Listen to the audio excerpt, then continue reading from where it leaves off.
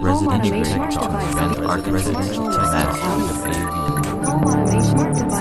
welcome to Residential Tech Talks. I'm Jeremy Glowacki, Executive Editor of Residential Tech Today. And today I'm joined by Joe Whitaker of Thoughtful Integrations in St. Louis and Dallas, Texas. Joe is a great influence on the custom integration industry. And this last few weeks, he's been hosting videos, doing a lot of Facebook Live stuff, trying to really give advice and connect with the custom integration industry and as well as his client base. We had a great conversation today. So enjoy my chat with Joe Whitaker of Thoughtful Integration.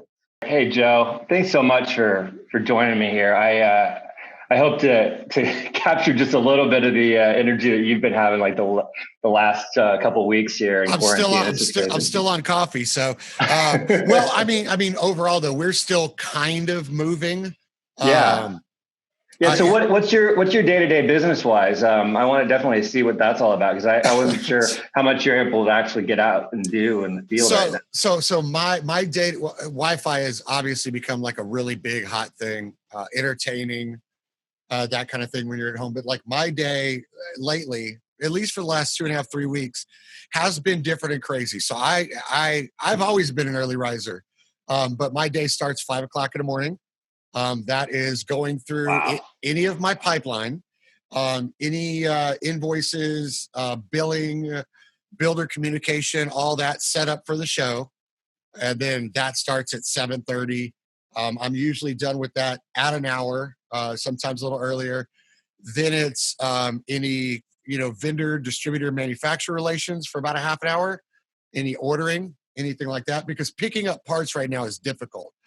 Some distributors require you to actually give them a time when you're going to be there, and pick a time slot. Most of them, you can't walk in, obviously. They'll roll a sanitized cart with your stuff outside, roll their roll door down. You get your stuff and you put it in your truck, and then they don't open their door until you drive off. So there's that mechanism. And then, from 9 to 5 or 6, I typically try to be out in the field. It's either servicing existing clients. We've got some where people are getting ready to move in homes during stay at home, which is really weird for me, but it has allowed me to be on a lot of job sites with nobody there. Right. And we're these are new builds or just they're moving into new builds, remodels. The one I was at yesterday, the guy had bought a nice little spot in one of my favorite areas in town in the city. He bought it right before all this happened. So they're trying to transition into moving in, and he's had,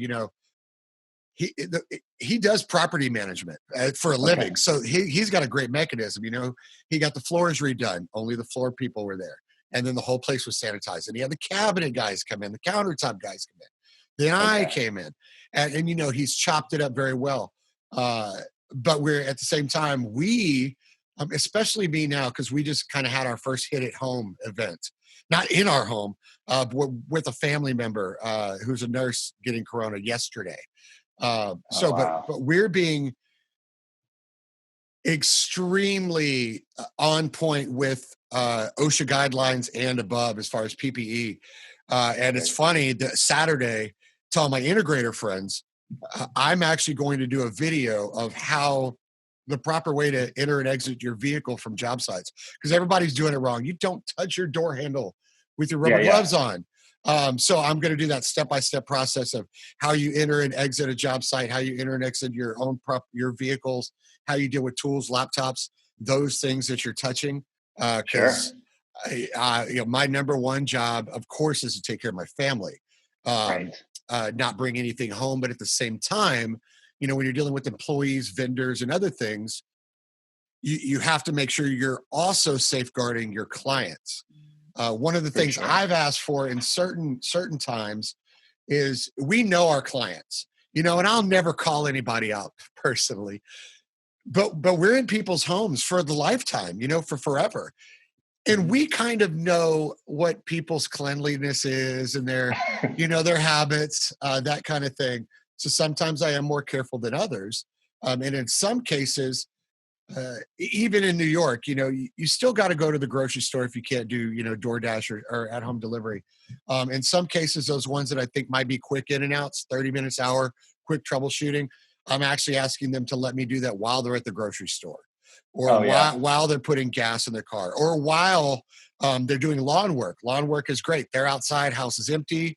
They're not breathing on me. That extends past the 6 or 10 foot guideline. It's an extra little safeguard. And, I'm all about the mask and the rubber gloves and the disposable booties, and to the point of shortages we have. Funny thing, we went through the Lysol disappeared, and then I'm a big the Lysol wipes. Oh yeah, definitely. They stay in my car, and you had that shortage, and then the shortage went into you can't get rubbing alcohol. I had that problem. I couldn't go to Walgreens or anywhere or Amazon to get rubbing alcohol. So I got creative. The liquor stores are still open, so Sure. a 50% mix of Everclear and water works like a champ. We're at That's a a time good where one. you have to get a little creative, and if you're going to make your new habit of mine, try not to touch my face, because I do, especially since I shaved, like my face is Yeah, always itchy. But our day to day that's part of my day to day. In the morning, yeah. and my 5 o'clock to before the show is what are the It, things it that we could do as a company to be yeah. safer for us and otherwise. It seems like by the amount of times I see you doing a live stream or video production, that you wouldn't be in the field as much as that. And I thought you were just desperate for human interaction, but it sounds like you're limiting the human interaction portion of it. So you probably are needing that outlet of communicating with others and also just helping the industry like you always do with your involvement. Well, that's part of what I've been doing is like the learn from home thing. When I reached out to Tim Albright, and I wanted to do something where the whole industry came together. But on the flip side, I thought about all the customers and clients out there. They're stuck in their homes, and in a lot of cases, they figured out that what they had or what they have really sucks. They're trying to entertain their kids or working from home or trying to school these kids from home. And they're realizing that what they thought was good in a not often used environment was okay. But now Yeah. that it's 24/7 and they need it, they're realizing they don't really have what they need. And nobody is speaking to them is the problem. Hmm. I have tried in the past, but still haven't done a good job. Publications other than yours, by the way, which you could pick up at newsstands, the old school way, the C Pros and the Resi systems, and they didn't Yeah. The speak to the B2Bs. consumers. The Hmm. same thing with Cedia. Cedia has always talked to us pros, but has never trickled it all the way down to the people that use it. I mean, ResiTech Today is kind of the first one that started to do that. So I kind of took the trend that you did and wanted to flip it on its head, because right now everybody is home, and the phone is in these people's hands all the time right now. They're trying to stay connected. They're trying to get more information on how to live, safer, more entertained, better communication, peace of mind, comfort, security, all of that kind of stuff. Right now they're stuck in there, and they're like, I need to fix this, or I need to find out Yeah. more. And nobody is really providing the information. And the information that they are used to getting is typically wrong or incorrect. Me and Matt Scott from AV Nation often, we were going to do a consumer show a year ago. One of our skits was CNOT, which was a knockoff on CNET, because, there's articles in there that are okay, but they're either factually incorrect or they're snake oil. There was an article way back when me and Matt were talking about this, about going outside and shooting your projector against the side of your house for a great experience. No, Uh-huh. no. That's Right. a straight CNOT story. So, but being able to give that real information, and then at the same time have pros in the comments asking questions and giving advice, and then having manufacturers actually on the show talking about some of that technology, and making it extremely consumer facing. It's not that I'm bored, because I'm not.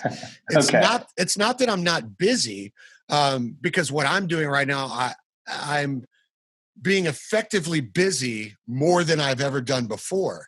Hmm. But it's being able to give all those things that I know, that that the other integrators know, and actually put it out there. because we've got three things going on right now. We got to save our families, we got to save our businesses, and we got to save our clients. So if you could figure out a way to mechanize that, that's amazing. I read the article you just did with Henry. Henry Clifford has been a longtime friend of mine. We were on the board together. I love the guy, and a lot of the stuff that he said in there is very, very relevant right now. And he's kind of doing some of the things that I'm doing as far as mechanically in the business. We're going to talk to Henry next week on a podcast as well to kind of go over some of those points he covered in his article. And he did mention some really good just best practices for this quarantine period. Today's episode of Residential Tech Talks is brought to you by URC, Universal Remote Control, the ultimate smart automation and control system. Need coffee, but you don't want your neighbors to see? Your bed head? Lower the shades in your kitchen from any room. With URC's Total Control Smart Home System. Control your privacy. Visit www.universalremote.com to learn more. I noticed you, as you mentioned, you shaved. Was that a safety thing? Because you heard about facial hair being a problem? Absolutely. It was absolutely a safety thing. Because I read about the facial hair thing. And then it started sticking in the back of my mind. And then this was like during the first week of all this. And then I started noticing when I had the big plastic one with the two things on it, I was fine. But that thing is typically uncomfortable. It's hard to talk through. And so then I started using the N95 more, and I noticed my facial hair did push it out by a 1/4 inch. Right. And that's a big gap. That's a large gap. So yeah, the facial hair was definitely it drives me nuts. I hate it. But I have to say, I was a little bit taken aback when I saw you doing the shaving, period there, and it was as we all have experienced when we haven't shaved for a while, our face does not look the same for a couple of days. Now I'm used to you. This is the new Joe, but I'm sure you don't want to stay with that for. No. As soon as I have a requirement, well, no.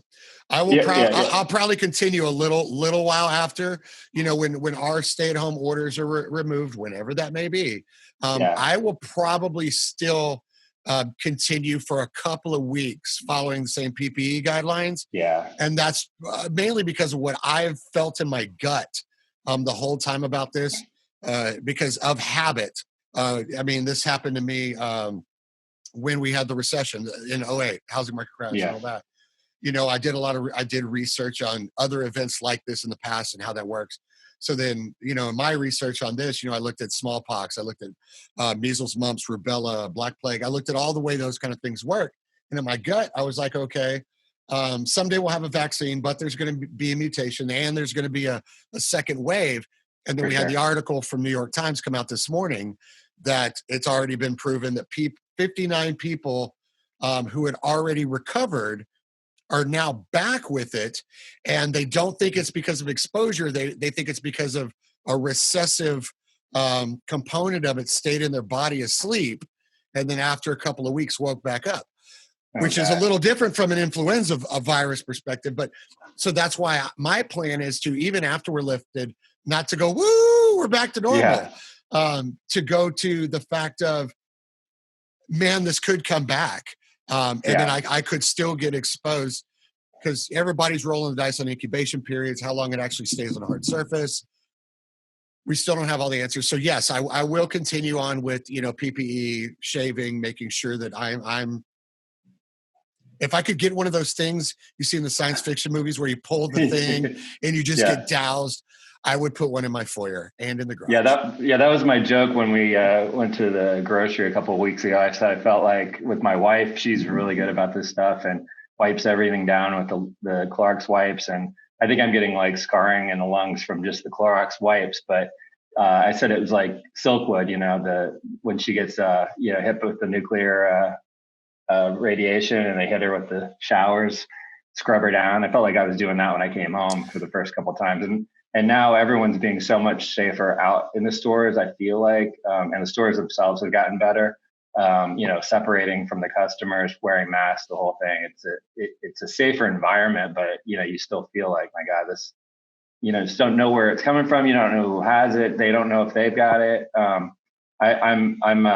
I'm worried about you as a smoker. Have you considered that as a risk factor? So yes, and stress right now has not helped with that. Yeah. But I have been. Sarah is on me all the time about that, a lot lately, because we've looked at what those percentages of risk factors, and the fact that I am over 40.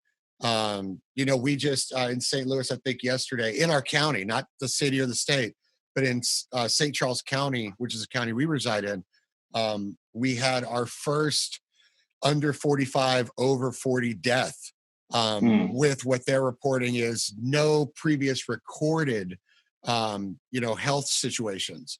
So yeah, and that was just yesterday. So me reevaluating my life has been a big one. And Jeremy, that particular thing is on my list, because I've when this hit day one, for those people out there know that I could party with the best of them. Yeah. When this hit the U.S., kind of on that day one period, I have not had a drop of alcohol, because I decided I want to be the 100% best me I made a 4-level priority: family, business, friends, and CEDIA. If it doesn't fall into those 4 and I can't be the 100% best me I can be for those 4, whatever that thing is, I need to cut it out.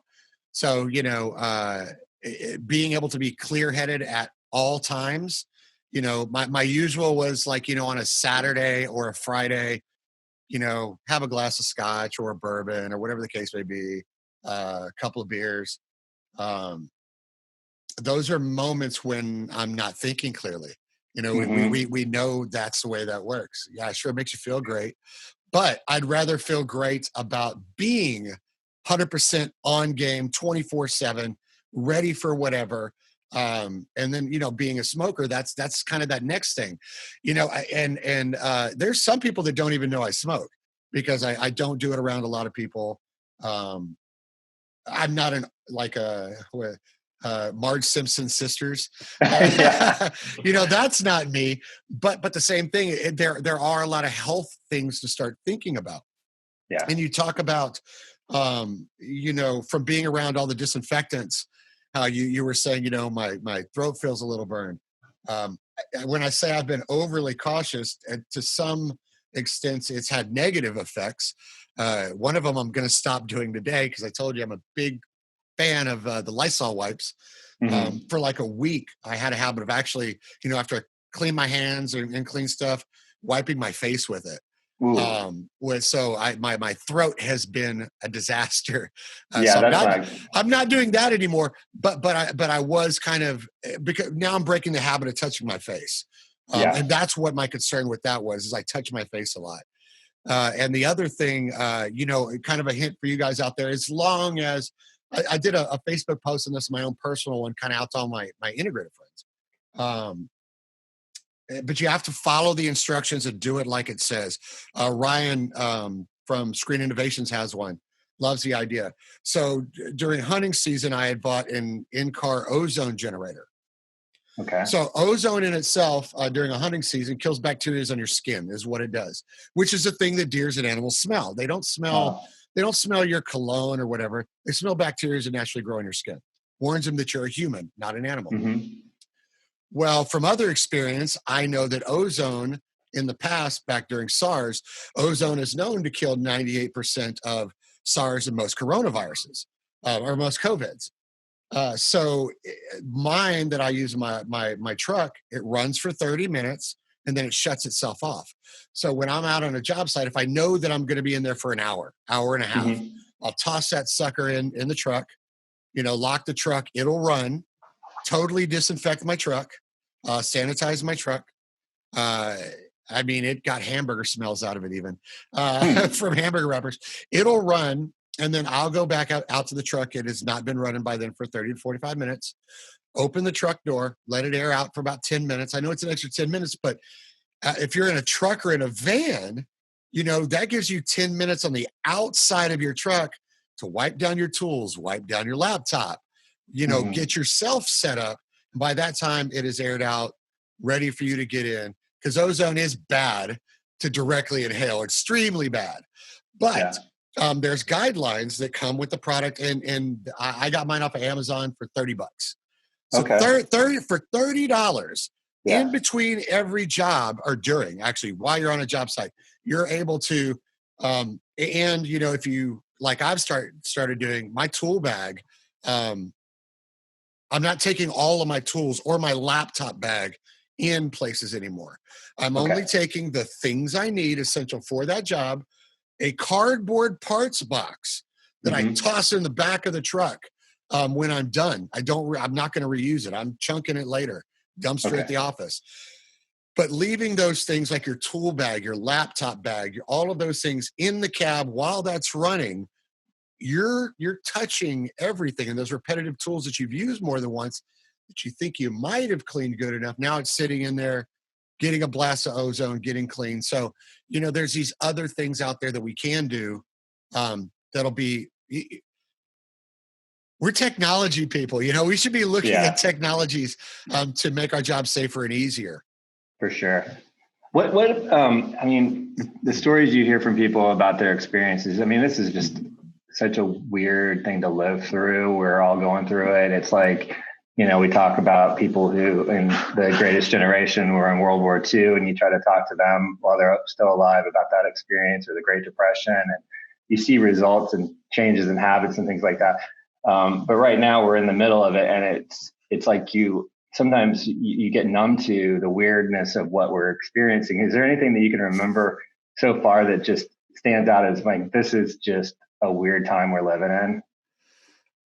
Oh, my big hit to the gut was early on when this first started, because some people got smart really quick. And that was my first realization, going to a gas station. And I go to fill up gas, and this was early on. So, I wasn't even thinking ahead about, gas pumps and all that. Sure. Obviously I didn't get anything then, but I wasn't wearing anything. And then one pump, no. So I'm pumping gas. A lady pulls through in a minivan, like she's going to pump right next to me. She stops, she looks at me, and then she goes around to another pump, 3 over. So she's away from me.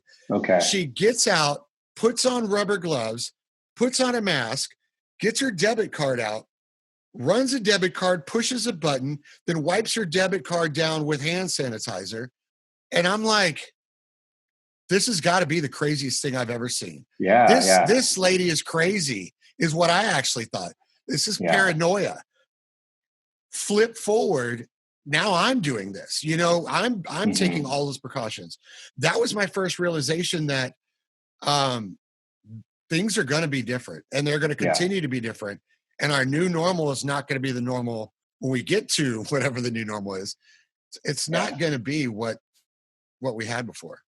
What do you think the changes are going to be? Like, I was trying to figure it out. Like, this is just like the little parlor game that I go through in my head of like, first of all, I'm walking my dog and I'm thinking, well, what are the positives right now of this situation? And I think, well, it's good that the environment's not taking as much of a hit, from a manufacturing / cars, all the things that are polluting the environment that we're talking about. When can we ever, slow down and get a handle on, climate change? And I think that we've got a long way to go with that, but yet at least there's a little bit, literally a breather for the environment, that type of thing. And then I think, well, what's the new normal, that overused expression, new normal, going to be after we even have, a handle on this? Obviously, vaccine is the key. Things can maybe get back to a regular normal then. But as we start to sort of loosen guidelines, I'm thinking like, if you open restaurants, can you ever have like a buffet line? Can you, do you have to monitor it, have someone wiping down everything all the time like you do in groceries right now as you're checking out? What do you see? Have you thought about that a little bit? Like what, just in the normal world, not necessarily in the custom integration business? A lot. I've thought about it a lot. And I think some of the trends we're going to see are going to be surprising and some are going to be super obvious. I think when we come out of this, because of the social distancing and all the things we're doing, I think it's going to flip a little backwards. There's hunger of emotion and hunger of common sense. So I think us as people overall are going to be a lot more cautious about what we bring into our homes, whether it be people, boxes, bags, whatever. I think we're going to be a lot more cautious what we bring into our home, and we're going to start thinking about how we clean our home more, and the quality of the air in our home, and what things we're doing using touching. I think that's going to be a huge trend in the home, and that's that common sense part, which I saw something interesting on social media this morning from Michael Restrepo, an integrator, and he posted a funny thing about the new confirmed IDOIT virus, which spells idiot, because we've been idiots for so long, and now common sense hopefully will be a thing again. So inside the home, however, we've got that emotional and psychological tug, which always causes us to make dumb decisions. And because of the social distancing, I think after we come out of this, maybe a week after we come out of this, so people really realize, oh, we're out of this. I think bars, restaurants, and movie theaters are, as long as they keep their sanitary guidelines, are going to see the largest amount of people in them ever. Yeah. Because people are just going to want to be around people. Sure, 75% of them might still have masks. And you might see the way, dishes and glasses at a bar sanitize different. Yeah. And you might see some of those mechanical business trends change. But I'm willing to bet that those social events, basketball games, baseball games, football games, are going to be sold out, packed, just because, our number one thing back to the caveman days is people required to be around people. Yeah. Above food, water, and everything else. Our natural emotional response is, I have to have dialogue. I have to have closeness. The way that happens may be different, but I believe that is going to see a huge uptick. But I also believe, having said that things like national parks, public city parks, we're going to see an uprise in how those are used, and how people start using these public things that, since I was a kid, have changed. Nowadays you go to a park, it's kind of empty. When I was a kid and went to a park, everybody was on the playground and on the tetherball, and I think we're going to see that. The thing you said about the benefits that you see, I just saw this morning, which was awesome. The picture of the first time you've been able to see the Himalayas in 30 years. Oh, wow. And the picture, if you get a chance to look at the picture, look at it, gorgeous. Okay. Like, it is amazing. So we're starting to see, that pollution lift. Maybe you'll be able to be, in LA and actually see the Hollywood sign from Santa Monica or something. I don't know. But sure. We're starting to see some positive trends. Al Gore's probably ecstatic about this, but there is a time to look at the positive. When we come out of this, it will be different, but I think we're going to see individuals socializing on a much different, more compassionate, more empathetic, more understanding basis. I hope that lasts. It's one of those things. You look at 9/11 and how much that changed everyone's feelings for a while, but we never really.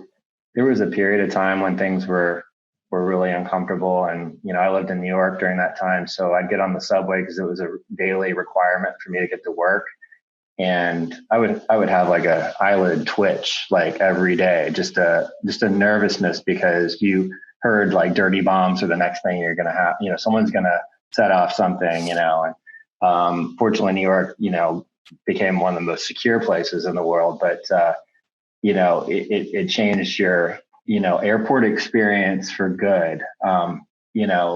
so many things, sporting events going in, the going through the metal detectors and all of that. And, it sucks sometimes that you have your life just slowed down, but at the same time, you can go in there and feel safe, it's sad that that's the reality, but I think that there will be sort of structural things that change in our society. But I hope that on the positive side, that concern for everyone around you and the feeling of like, we're all in this together. We all went through this together.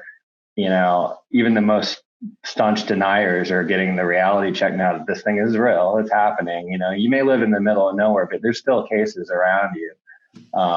And the big cities were hit the worst and are hit the worst. And I think we're getting another wave of it coming toward us in the Midwest because, I'm in the Indy area. And it's not going to be as bad as New York, but, it'll be a wake up call for everybody. And I hope we get through it and then see how much we are similar, not to be kumbaya, but that seems like one of the positives you could look at after this is over. So one last question for you, and it's kind of a heavy one, but obviously this industry, custom integration, is going to be affected for a while after this, even if there's an uptick in business as soon as people are comfortable and as soon as certain places are allowed to do more work besides just sort of the infrastructure stuff. What's your advice for people in this business to kind of brace themselves for this, stretch here and getting ready to come out of it? Whether that means adjusting your staffing appropriately or thinking about changing your product mix or what you do with the technology. Well, so I'm actually going to tie what you were just talking about into this question because it is important for our industry. Because you talk about, I hope people will continue to have the empathy they have now and the understanding they have now beyond this. But you have to, if you look at history, 9/11 was a little different because it affected every airport everywhere, but it was a U.S. thing. So you've got to compare this to other global things and in the lifetime of the length of that empathy and how it affected business, right? I always say this, this now makes what we in our industry experienced in 2008 a joke. That was a blip compared to this. But then you look at those who survived through the Great Depression, 20s. You look at World War II, who are still alive today that were during that. And you ask them the question, and when it's in a global thing, that empathy and all that may last for 10 or 20 years. Great Depression, it definitely did. World War II, it definitely did. But it's only going to last until that next spoiled generation is born. Which is today. I don't want to call out the millennials. I really don't. But you guys are all, reaping the rewards of the seeds that were sowed by the World War II veterans. We go those generations out and we forget. This is that reminder that you can prepare for anything. Something's going to slap you in the face. And that's what's happening to our industry.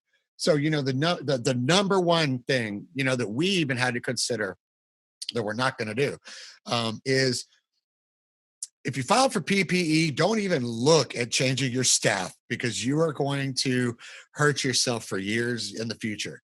PPE says that you cannot let anybody go. If you don't want to have to pay that back, you better figure out every way you can, every dollar you can cut to make sure you keep your people. And in the same thread of that is all those people that work for you are an extension of your family. It's your responsibility first to keep your family fed and theirs. You are I messaged somebody about talking to their constituents and told them, you need to mechanically, emotionally, and outward, you've got to put on your best Winston Churchill right now. They are looking to you. This is a time where you still can get some work done, but you need to evaluate your brand. It's so cliche to say, but right now you have to, because you have to modify the relationships with your manufacturers to suit today's needs. And then you have to modify the way that your consumers, potential or current or past, look at you. You're not an enjoyment environment anymore. Now you are, how can I live in this? And then when we come out of this, what can we do together to prevent? So you've got to look at the things you're doing, the mechanics of them, how you're promoting yourself. Because believe me, for any of my integrator friends out there listening or watching, if you're showing flashy pictures of cool kitchens or badass home theaters, stop it, because you're coming off arrogant and ignorant. Right. Stop it. That is not cool right now at all.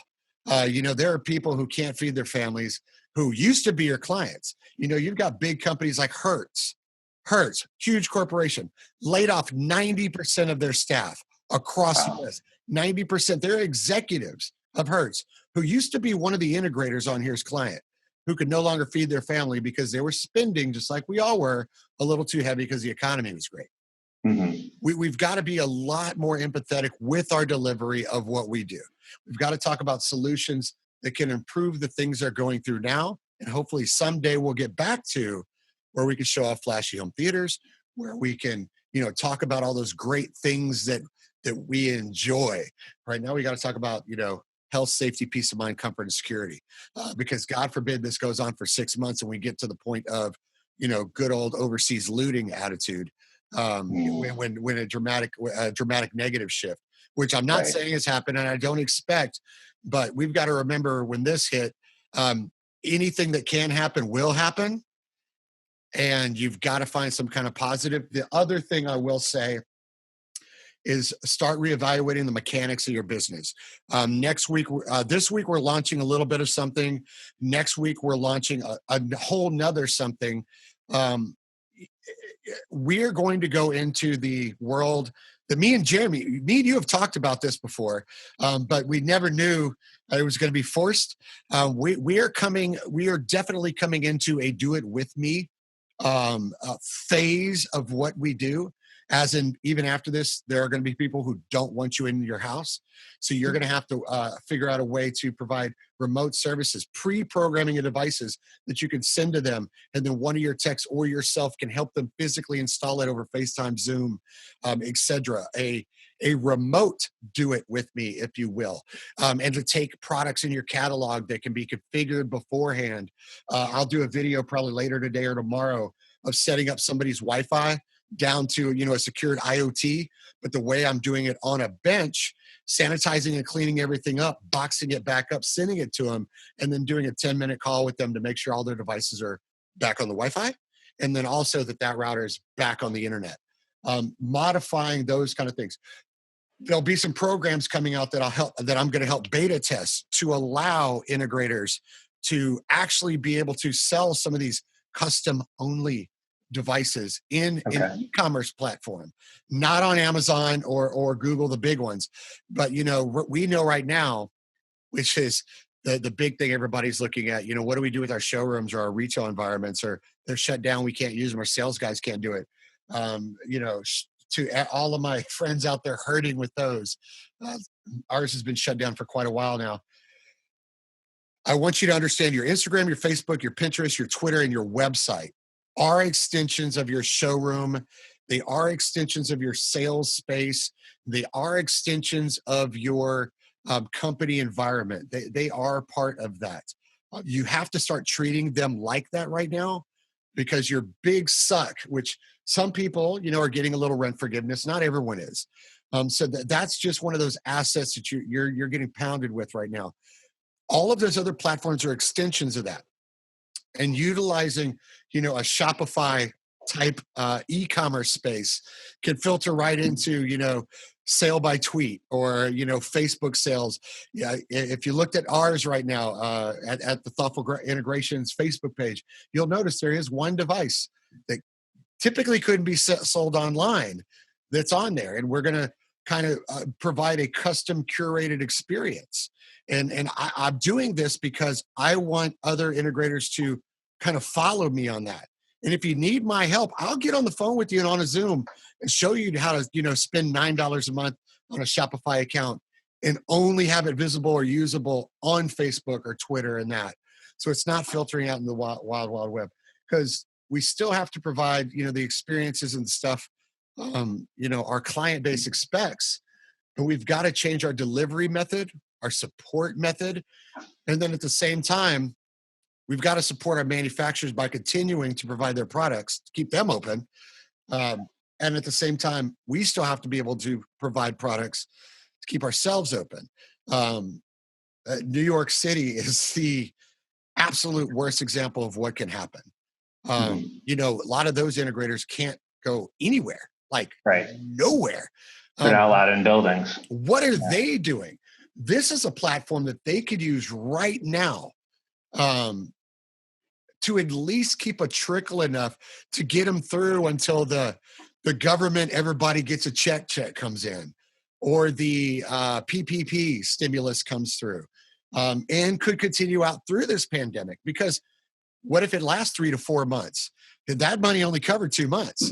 So, you know, actuating the business in a way where you can really live on. CEDIA has even talked about Do It With Me for a couple of years within Technology Council and some talks. This is a market push.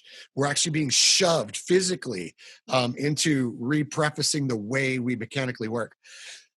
Won't work for everybody. We'll be 100% honest. You know, if you did it in Montana, it would probably work forever. You know, because population is so dispersed and spread out. But it is the time for everybody to, you know, I promote taking an hour out of your day. Take 1 hour out of your day that's typically not used for work, and just sit down and say, what am I? Who am I? Who do I talk to? And who feeds my employees' families? Right. Look at that every day for 30 minutes to an hour. Just look at that, because every day when new news comes out, that's going to change. Every single day. When you ask that question, you're going to get different answers. And you need to immediately look at ways to pivot or support whatever you answer to yourself. Because introspect for business right now, if you're not doing that, you might not survive.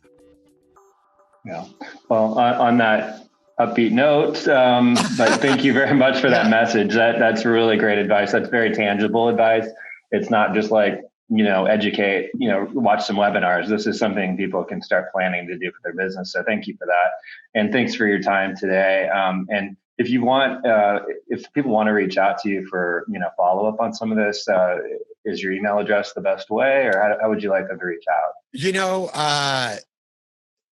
yeah, email is usually the best because you never know when my phone is ringing. It's joe@thoughtfulintegrations.com. For those that know me, you know I'm going to answer back. You know I'm there for you guys. For those who don't know me, I am a pretty open book. I will always shoot straight from you. I will help where I can. Those in the industry that know me know that's the way I operate. I give freely. I'm not going to sugarcoat stuff for sure. But, you know, I don't look at anyone as a competitor. I look at them as a partner in our industry. So I will always help. If you want to see some of the things we're actually doing, you can look at our website, which is interesting in itself and will probably change in about a week. It's just thoughtfulintegrations.com. Check out some of the stuff we're doing on Facebook, which is @thoughtfulintegrations. We have never been good on Twitter, Pinterest, or Instagram. But promise to ourselves and in our company, we're going to start using that more. So start looking at that, because that is a good example of, when you have no idea how to do anything, and then you start trying to figure out, if you want to see me, us, Steve, Sarah, try to figure something out, start watching our Instagram or Twitter, because we still don't know what we're doing. And at the same time, you know, smile and be happy that you are still alive, that right now your business is still there. Start looking at other things. If there's anything we can do for you, always reach out. That's just the way we are. Great. Thanks so much, Joe. Really appreciate it. You and I will talk again. This is an ongoing conversation. We've got the months and weeks to get through here, and your insight is always great. I'll continue to watch what you're doing as well, and we'll let you get back to it. Thank you so much for your time. Thank you much for having me.